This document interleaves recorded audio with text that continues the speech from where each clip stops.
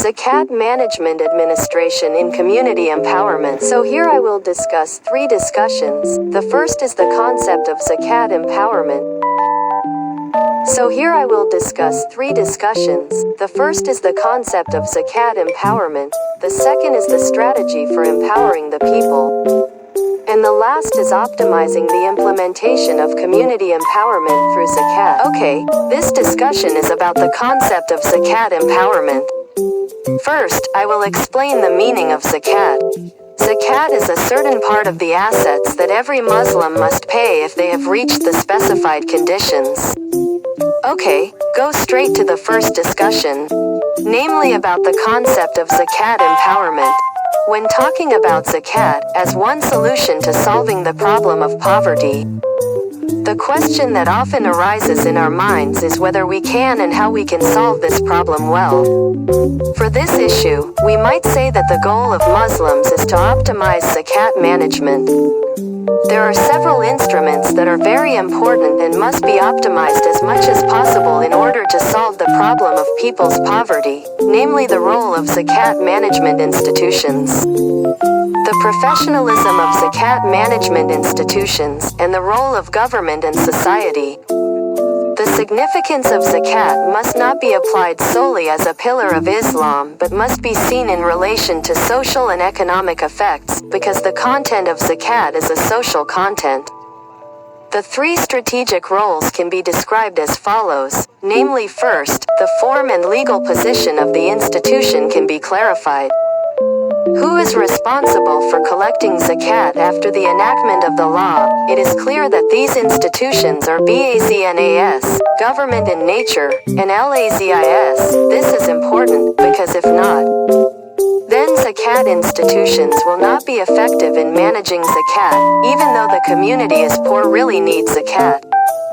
Second, restructure and revitalize Zakat management institutions, both BAZNAS and LAZ, by improving performance and more professional management so that they are able to distribute and utilize Zakat in accordance with religious provisions.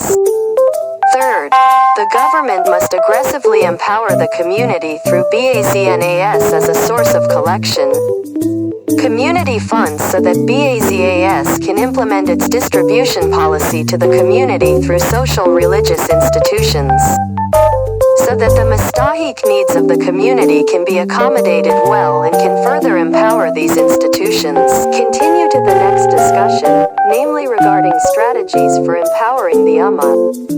In simple terms, empowering the Ummah can be interpreted as an effort to raise the potential of Muslims in a better direction in their social, political, and economic life. Thus, it is not possible for Zakat to boost the realization of equitable acquisition of assets of the same nature. The amount, moreover, theories outside of Islam which in theory create equal equality of feelings, are actually just dreams, and actually oppose the reality of Sunnatullah. Isn't the theory of equality between socialists and communists ultimately just a long, even eternal, fantasy?